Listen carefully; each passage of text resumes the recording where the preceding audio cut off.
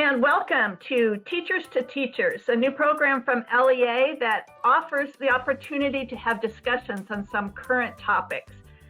We recently finished one on talking about racism and how we should handle it in our schools. We had a great discussion. If you haven't seen it, I encourage you to go back and listen to it because some big ideas passed around there.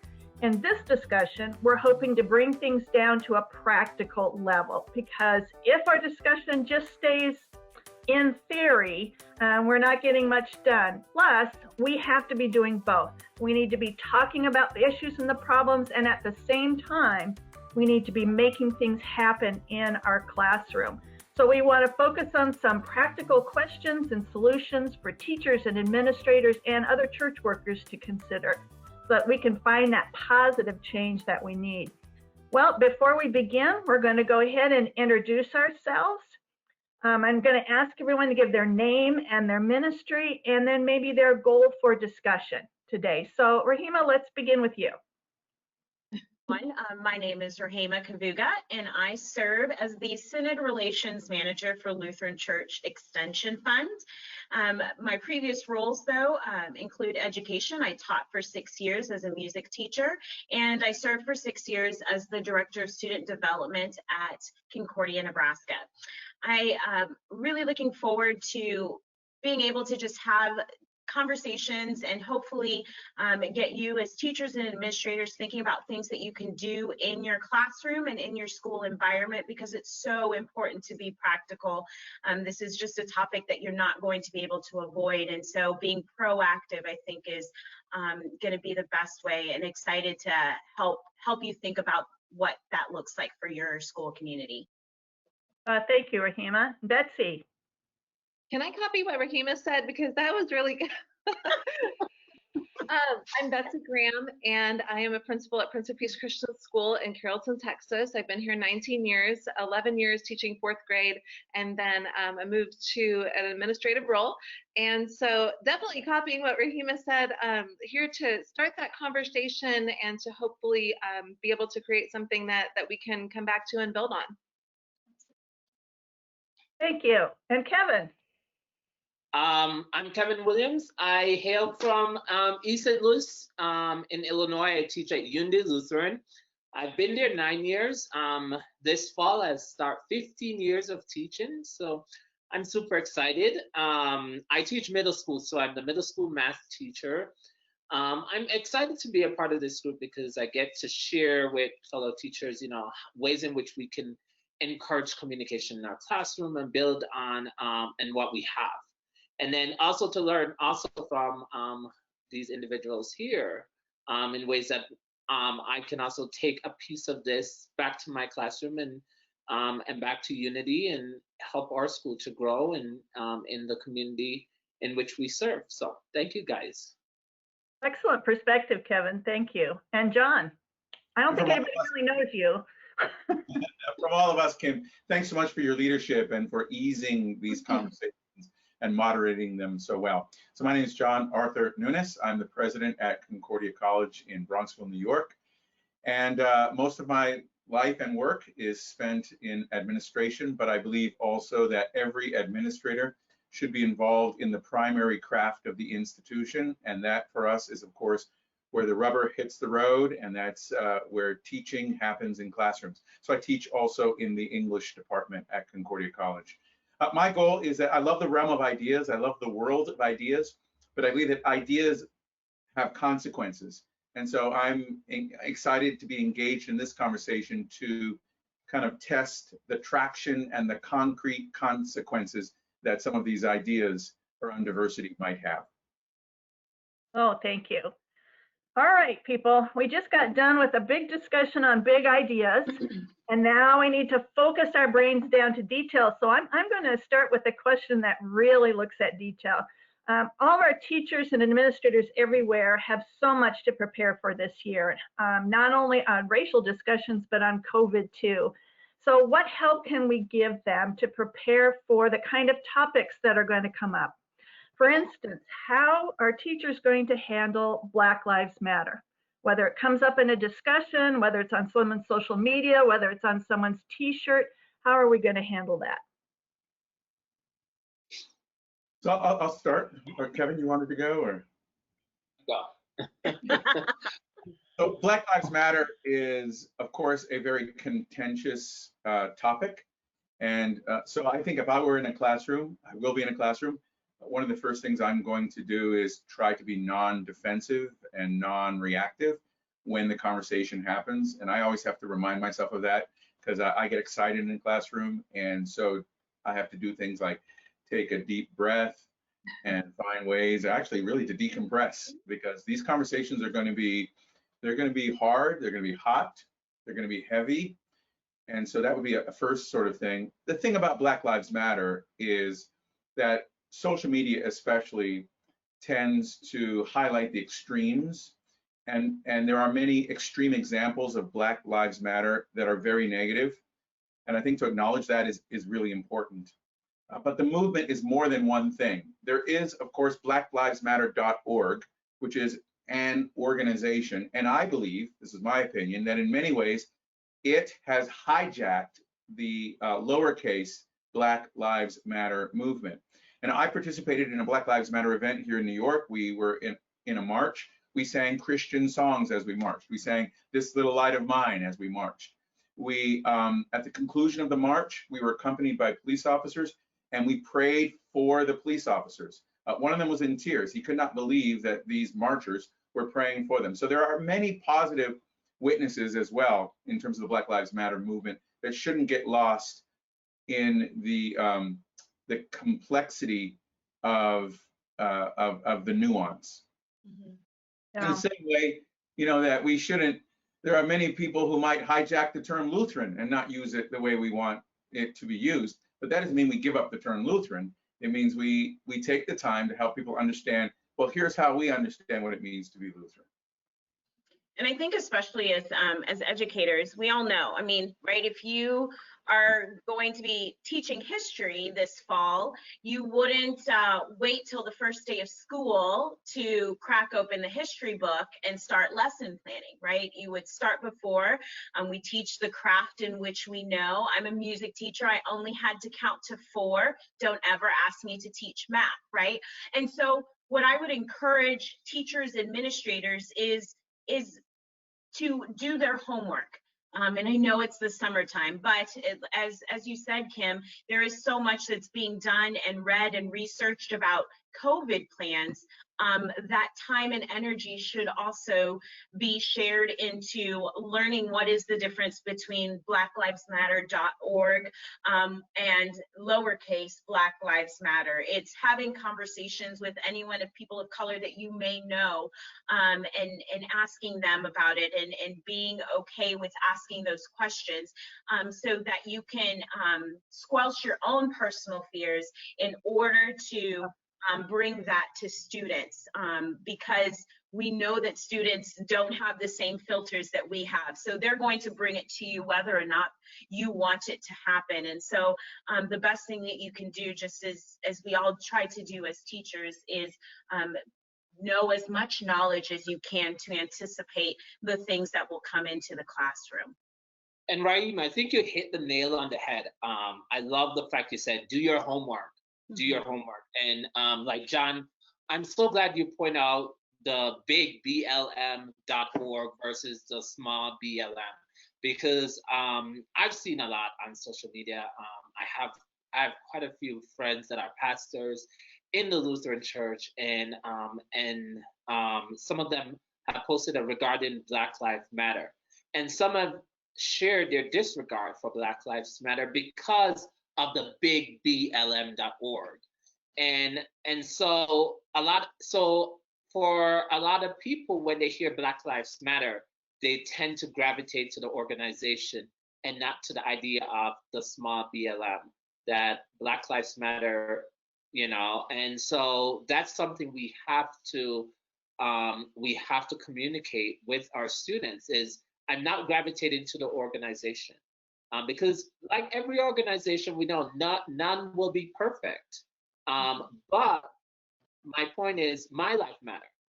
You know, as a Black male, my life matter. And this is what we are, this is what we need, this is my agenda. And so it's very important that teachers do their homework, do their research, because students are going to come, because many of them, when they hear Black Lives Matter, they do gravitate to the organization. And so it is important that we differentiate between the two. And we don't want to ever confuse that. We don't want to confuse our point in Black Lives Matter in terms of the organization. John? Yeah, John. Yeah, one of the things you'll hear in a classroom is, I'm sorry, did I jump on your words, Kevin? Okay. No, you're Certainly here in a classroom is, well, don't all lives matter? And the answer to that is, of course, all lives matter. But this Black Lives Matter movement gives us an opportunity to look at the vulnerability that African American males, especially males in the United States of America, if you look at things like mass incarceration, it's really problematic. If you look at things like policing as it happens in community, there are many problems there as well. My own son, for example, has encountered the police many times negatively. He has no criminal record. He's much darker than I am. He's got dreadlocks coming up the top of his head. He's got a mohawk cut around the side. And he's an athlete, so he's big, and he's someone who has been profiled many times. He's been profiled, and I've had to have that talk with my son. Both hands on the wheel, ultimate respect towards the police officer. Ask or announce before you make any movement in the car. No sudden movements. And so that's just something, that's just a way of life. And that's part of the issues that rise when we talk about Black Lives Matter. Mm-hmm. So, a lot of this in this contentious moment is around not biting the bait and not going for the kind of extreme answers. And I think being in the classroom, a non-anxious presence who allows the conversation to be given birth to. I think just, go ahead, Betsy. Oh, thank you. And I just think, I appreciate that you guys pointed out the differences between the blacklivesmatter.org and another type of movement. And I just wonder how many times do kids not even know that there are differences? So I love that you said do the homework, and depending on your age level, the grade level that you teach, how a high school teacher can approach this versus a teacher of little kiddos would be a little bit different. But definitely do the homework, because there are differences, and how we approach this with our kids could show them and teach them something about those differences. And really the important thing there is have the conversation about it. I've thought about, what if a student comes to school wearing a Black Lives Matter shirt? What if it's a student of color? What if it's a white student? Do we approach those things differently? Do we say it's okay for you, it's not okay for you? But the main thing is, which with all of these, I don't know what the correct answer is, but I know that a conversation has to be had. Yes. And so we have to look at these opportunities. We can't predict every movement of every kid. Kids are unpredictable, but we have to look at these as opportunities to open up conversations about these topics. Yeah, and as people of faith too, we need to be focusing on the person behind that statement or the person behind that t-shirt too. Our response needs to take into account what they're thinking about and where they're coming from. So I love to do your homework thing too. Rehema, you win on this one. If we're giving out points, you'd get all 5 points for it. And I think as a staff, it would be great to talk about what are the things you're afraid of coming up in your classroom. Let's talk about that now, and let's talk about what is our Christian response to that, and how do we handle that. But moving on to the next question, maybe, I'm a big fan of something that's called participatory action research, where you take a look at the people who are in a situation and you ask them to come up with a solution, and they try it, and then you evaluate it. I like that. So let's apply that to this situation here and ask how can we get the students in our classrooms involved in changing the school culture? Well, students and families, right? Families, yes. Mm-hmm. How can we start here with the students in the classroom, but we really want them to think outside the classroom, because learning is happening everywhere. And we can control or try to control the message in the classroom, but really it's going to be beyond those four walls. So I think the first thing is, how do we get them to see bigger than just the classroom? How do we get them to say, this is something I want to continue with my family and friends? And I think you can do that in several different ways. You know, Betsy, I love that you included family, because that is such a big connecting point. You know, as you're thinking about your younger kiddos in elementary, thinking preschool, pre-K, kindergarten, you know, some of it might just be clearly modeling what you're doing, lifting up the differences in a God-pleasing way as brothers and sisters in Christ, because they, you know, with that foundation of faith, then you get to start instilling in them the lens in which they should look at everything. But obviously, as students are getting older and they have all of these things at their fingertips through technology, I think you ask them, I think you have this conversation and you say, how can we make things different? Because you have seen things over the last several months that is not good. We've seen so many clear situations where the devil is winning. So how can we, in this place and in our communities, and when you go home and at the grocery store, how can you be the light? How can you be Christ to those who you encounter? And I think as teachers, as administrators, be prepared that they're going to have some thoughts for you. They haven't been sitting under a rock. Some of them may have even participated in something, in a march or a demonstration or whatever the case might be, or they drove by and saw that.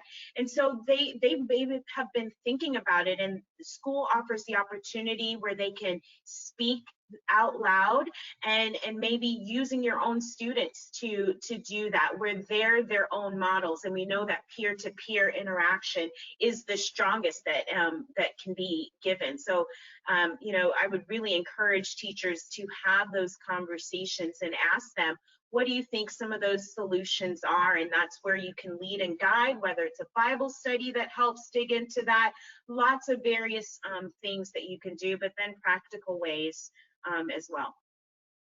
I think one of the joys about teaching in a Lutheran school for me is I could be teaching math, I could be teaching science, and in the middle of it, a kid could ask a question, and I could stop my class and turn to that Bible, and we could have that discussion together. And if I have a problem, then I get the pastor, you know, and if I'm not certain of an answer, or I have my pastor, or principal is a pastor, so we have someone readily available to us. And a lot of us, the Lutheran schools, we have that. We have our pastors, and we also don't want to neglect them in the discussion part too. Mm-hmm. One of the big struggle we might face, though, is this whole COVID-19. Is how do the kids interact? And I think it's important that we have those discussions. We have them, because when kids interact, they don't pick and choose. We don't see them picking and choosing as much. They want to gather, they want to group, they want to get together, and they help build that classroom culture, that school culture. And so we have to figure out how we're going to get them involved more in interacting with each other.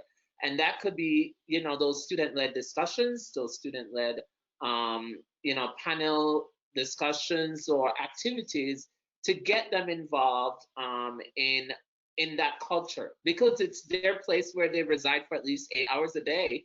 And I always tell my students, I said, I spend more time with you than you spend with sometimes your parents. Yeah. And we spend a lot of time together in this room. So how can we as a family, you know, come together and work through some of our problems? And I think that's just some of the things that we need to discuss and get the kids involved, get them to talk and get them to open up. So I think you're exactly right, Kevin. Involve the pastor.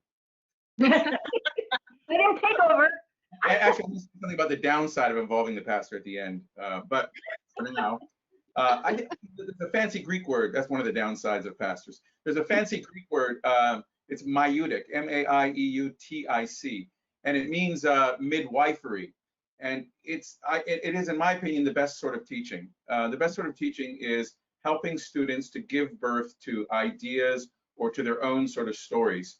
So, you know, the art of teaching is really to be in that place where you see students as living material, and the experiences that they bring to the classroom as some, I can't remember if it was, I think it was you, Betsy, maybe they've seen a march, or maybe they've witnessed something in some other kind of way, and they're going to have lots of questions. And I think, as I think about being in the classroom in September or on Zoom teaching remotely, questions that cannot be answered are as important in the learning as answers, or having answers that cannot be questioned. And especially with these sorts of topics that are open topics and that are fluid and are still developing before our eyes. So I think for teachers to resist the temptation of thinking that you have to be the answer person, you know, who has the answer to every question, but just questions that, and to frame questions well, I think gets us further along the road than giving premature answers. And the downside of sometimes pastors, sometimes they always have too many answers sometimes. I had to stop and write down about questions that cannot be answered, and the difference between that and answers that cannot be questioned. That applies so beautifully to this discussion and as a guidance for teachers in the classroom. It's going to be okay to leave those questions hanging and to come back to them again later. And you're teaching your children as an important lesson in doing that, as you would be teaching them in your allowing them to discuss these things that we're all struggling with. That it's okay for it to just hang there until the pastor comes and answers it for us. Right? So let's move on to another question. This one is a question that comes from me as a white teacher, because I know I'm feeling some fear about making those big mistakes. And I'm not talking about making the mistakes that I realize that I need to stop and apologize for. I've been doing that all my life with my students. I'm talking about making those dreaded mistakes where I end up, especially as a former kindergarten teacher, leading children down the wrong path. So I'm going to expect the four of you to answer this question absolutely without us having to question. You are going to get the answer here, aren't we? What are some basic do's and don'ts in terms of teaching about racism?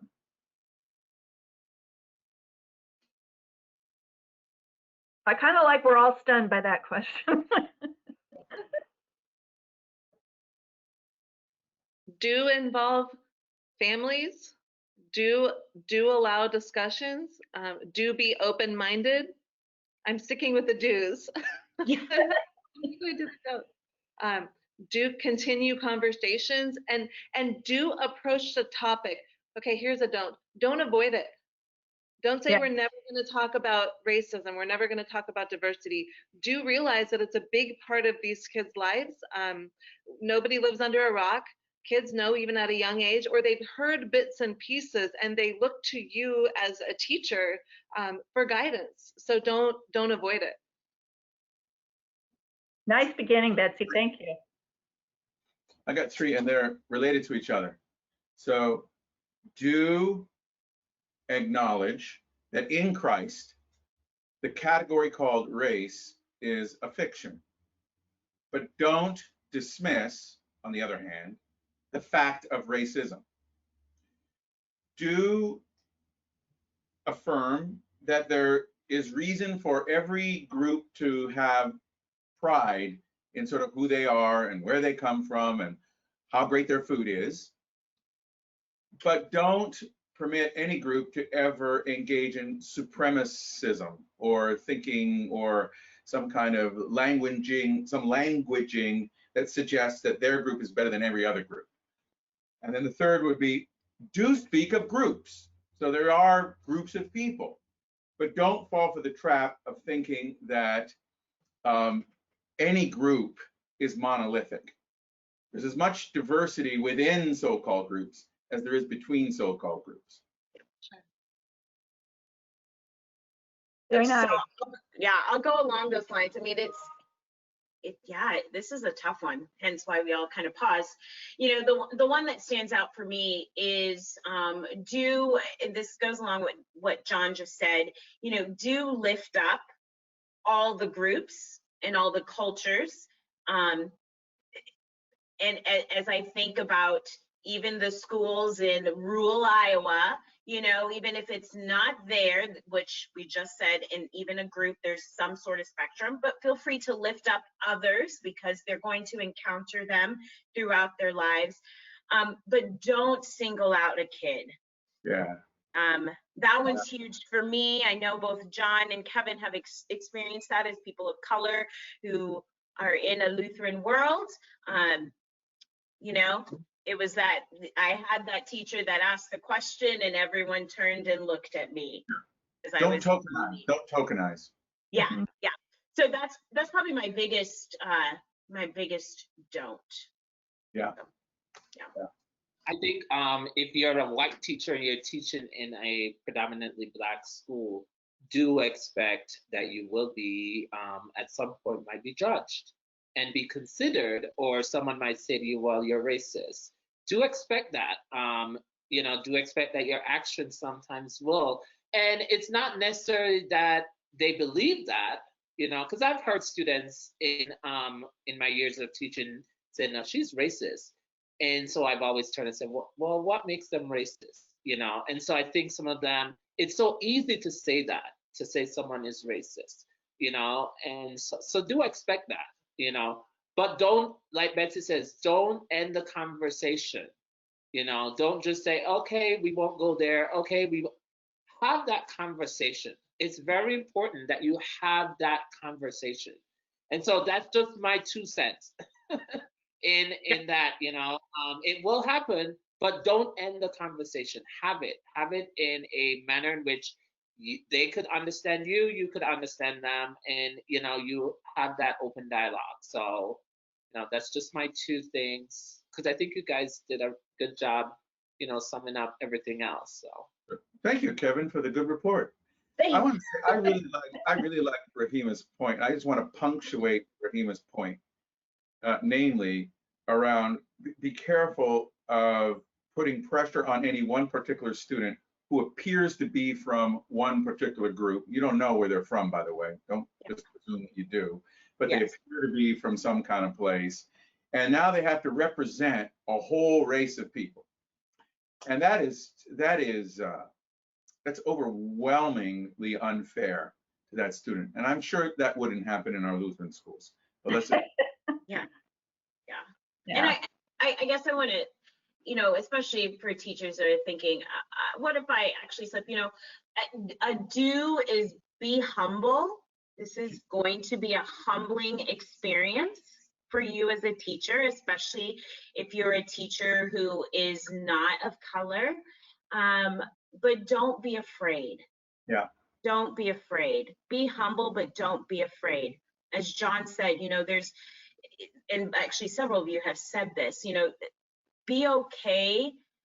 As a teacher, we think we have to have all the answers, but a discussion may end on an open question. Doesn't have to have a bow all tied up. And it is very humbling to have to walk away or to say to your class, you've given me a lot to think about. I want to do more, and let's revisit this again. Because I didn't think about what you said, Johnny or Susie.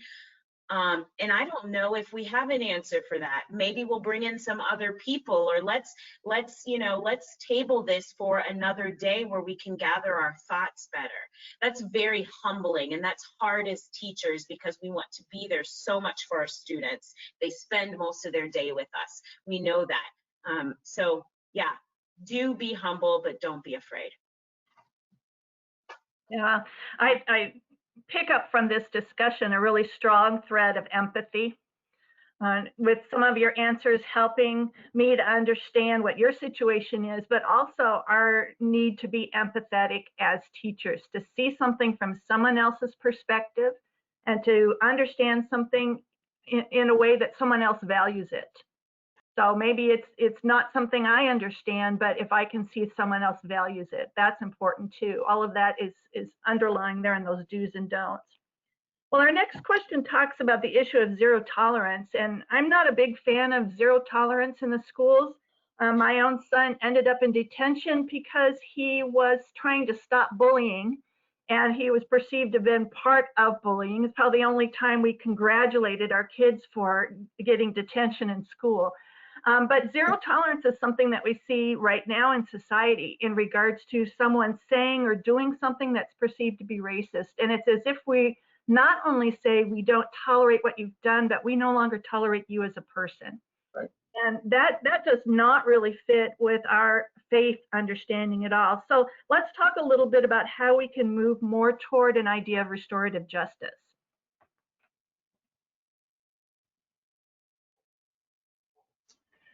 So we do live in a era of cancel culture. So you make the wrong statement, you say the wrong thing, you say it in the wrong sort of way, and you are done. You're out. Exactly. Yep. And that is antithetical to our Christian faith. But I do get the motivation. Zero tolerance is trying to say, in many cases, that we will not stand for bullying, in your case, Kim. We will not stand for our students being treated in a racist manner. So the motivation is I think, a good motivation, but we're judged by more than just how good our motivation is. I think there's something unique about Lutheran schools. We're not public, obviously, and we're not the family either. We're somewhere in between. Some people have described it as a kind of third space. And in a third space, like Lutheran schools, we can have something like a safety net where people can take risks, and every relationship and every conversation has risks involved, can take risks and know that there is this safety net of the gospel and of forgiveness and of a pathway back. Restorative justice is one of the most powerful processes that, and you know much more about it than I do, Kim, but I mean, if you've ever seen the difference it can make in lives when people are brought face to face, kind of accuser and accused, or people who are harmed and people who have caused harm, and when they can actually look into the eyes of another person and see the level of pain, and then hear words of forgiveness, like, you're forgiven. You're actually freely, fully, and finally forgiven in Jesus' name. I mean, the power of restorative justice. And we have a unique opportunity in our schools, I think, to be in that sort of third space. So yeah, we cancel out zero tolerance. I did. That's good. I like that. I like that. Well, and kids need to hear that message of forgiveness over and over and over. It doesn't mean that we want to accept, their poor behavior, but really, along with the math, science, music, art, all of those things that they learn on a daily basis, we want to help them work through those types of behaviors towards a positive, long-term, meaningful change in their behavior. And sometimes I feel like when we do the cancel culture and just say, that's it was zero tolerance, you're done, it creates so much anger and just those big feelings that kids have, that they don't see the opportunity for forgiveness. They don't see the opportunity for change, and they don't see the chance to follow what God would want them to do. Everything we do has the opportunity for us to put the gospel in front of kids. And so even something like this is a very serious matter. For administrators, we do want our schools to be zero tolerant to racism. We want that message to be loud and clear, but we also want kids to learn from the mistakes that they make. Yeah, so I think ultimately oh, sorry, go ahead, Kevin. I was just saying, I think with zero tolerance, we close the door on communication. Yeah. It's just like, well, too bad, you've done it, you messed up, that's it. And I think we can't afford that. We can't afford to close the door on communication. And I think, especially for kids, they're learning, and so we want to hear. They want to know, what did I do wrong? How can I fix it? How can I be better? So I think it's very important that we eliminate that zero tolerance, because we want to have that communication. We want to have that door open. We want to let kids know you are forgiven. We go back to that whole grace thing, God forgives us. I've sinned. Imagine if God had a zero tolerance policy. So we want to have that open dialogue with our kids. We want to have that communication, and it's very important that because you never know, what's going on in that kid's life. You never know where they're learning that from, and it's a great opportunity, I think, for us teachers, where we can say, hey, here's what you did wrong. Hey, here's what the scriptures say. And guess what? At the end of the day, you're forgiven. I love you. And tomorrow it will be a better day. We just need to continue that communication and, not have the door closed on it. So. Yeah, and I think that sometimes if you have only zero tolerance, then the kid doesn't have an opportunity to see how what he or she did impacted another person. And sometimes that's an uncomfortable conversation with those two students, maybe the parents, maybe a bigger panel. But if you cut it off and say, that's it, you broke the rule, you're done, then how do you ever have any healing for the person who may have been wronged, and how do you really have a learning opportunity? I mean, I think, which is ultimately the biggest challenge for schools and administrators too, what you said, Betsy, too, is because I think about every student handbook that I have encountered. There's always the consequences that deal with the discipline, right? And it always involves things like losing time at recess, your name gets put on the board, detention, and none of it is like pray. None of it is about conversation. So, are there things that students do wrong that will fit along a grace path? And maybe that's what you call it, challenging a school to create a grace path for certain disciplines, whether it is bullying, whether it's something about racism. But there's probably a lot of things where a student could have gone from point A to point B of restoration that didn't need to involve time out of recess, which they might not even have during COVID, a detention time. Back in the day when I was in school, it's when you used to go stand in the corner as you were younger. But it really does capture the Jesus loves you, this person loves you, this is the confession of sins and how it affects your community and leads you to this next place. So that's the biggest thing that I would challenge schools, even of higher education. And I used to be the disciplinarian at Seward, is creating a grace path of discipline. Rehema, I might call you up on Zoom, tell my kids, hey, that's the lady that came up with our grace path here at Unity. Because I think that's just a great opportunity. I've seen it where we've punished kids and, oh, you have 5 minutes on the wall. And they want to know, what did I do? Why am I losing this? And a lot of times we, as teachers, sometimes we forget that grace. Okay, how can you, get this back? And so thank you for that. I am going to.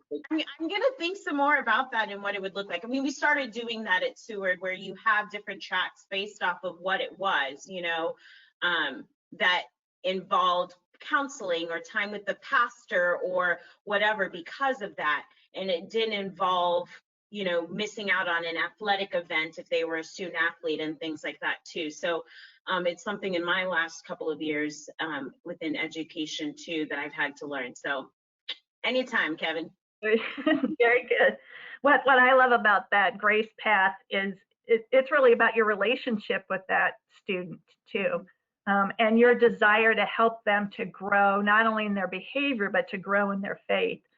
So we've got about 5 more minutes here, and I'd like to toss out one more big question for us to think about, and that is, what are the critical factors in developing relationships with our students, not just the ones who have stumbled into racist behavior or racist terms, but also those students of color who may be one in the class or a couple in the school, or even make up the majority in the school. How do we develop those relationships?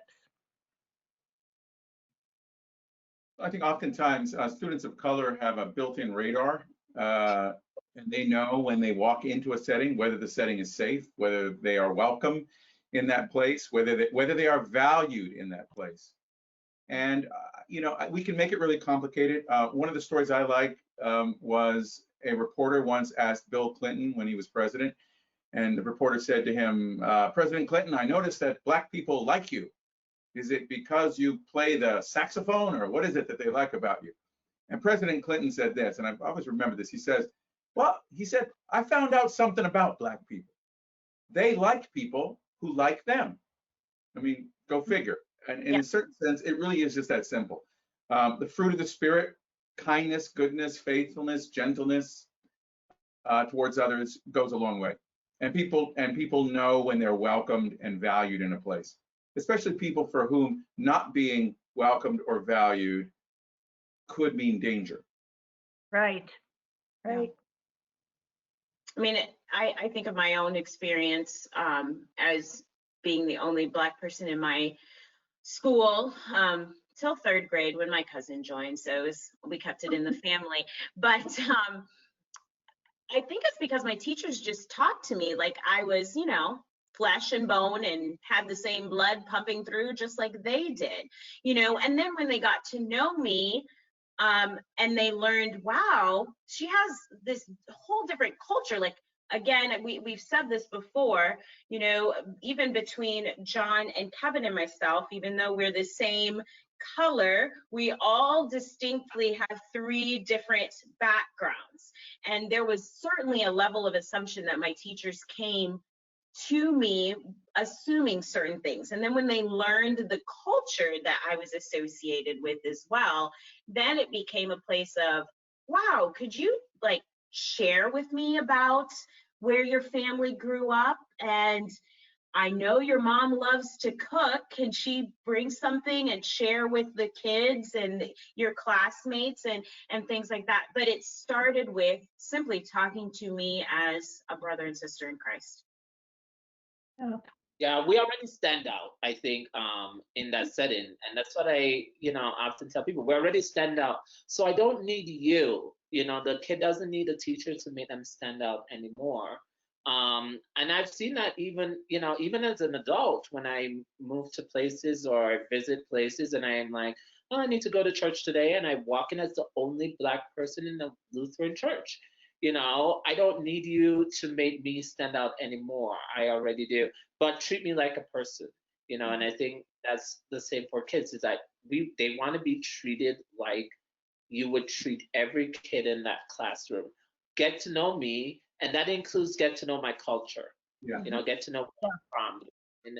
And that will be a great array of, way of sharing it. And bringing that together again with the students in the class. It's just to treat me just like you would teach the other 15 or 10 students that are in the classroom. So. Yeah, it reminds me of an exercise that I recommend a lot for staffs, is that you take a class roster from every class, you pass it around at a faculty meeting, and each teacher looks at the lists of students, and they can put an X by every name if they know that 3 things about that student outside of school.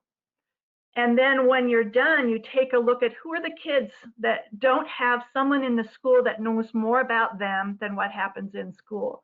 And I like that because we start to identify what does it mean to have a relationship? What does it mean to know something about someone other than how likely they are to end up in the principal's office, for instance, because as teachers, we spend a lot of time talking about that. Well, it is time for us to wind down this discussion, and I hate to do it because it feels like we just got started, but I'm feeling all goosebumpy here, so many good ideas, and I'm hoping that I'm going to borrow that term from John. I'm hoping we've been midwives. I love that, and that we are helping to birth some new ideas for different teachers and different staffs and other communities on what we can do in our schools to address this issue and to make things better, to bring us all together as one in Christ, understanding, recognizing, and appreciating the differences that we all bring to that table. So a big thank you to John and Kevin and Rehema and Betsy for your willingness to take that risk, to not be tokens, but to be good representation of administrators and people of color and everything that you've brought to this discussion. And a big thank you to LEA for pulling this together for us. So I'm going to say, if you didn't hear that first one where we talked about big ideas, go back and find it. And if you like this one, please share it and respond. We talked a little bit about the resources. LEA is just beginning to pull together resources. And so you'll see some of them soon. And we want to find out from you what other kind of resources can be helpful. In addition to that, if there were comments made here that really sparked an interest for you and you'd like to get a hold of one of these panelists, contact us through LEA. And that information will be passed along. And as people have the time and interest, they will come back to you. We want you to feel supported. We want you to know that not only is God standing there ready to help you with this monumental task, but your fellow teachers and administrators and fellow children of God, as we all are here to support you. So thank you for your time, and thank you to everyone here. Thank you. Thank you. You're welcome.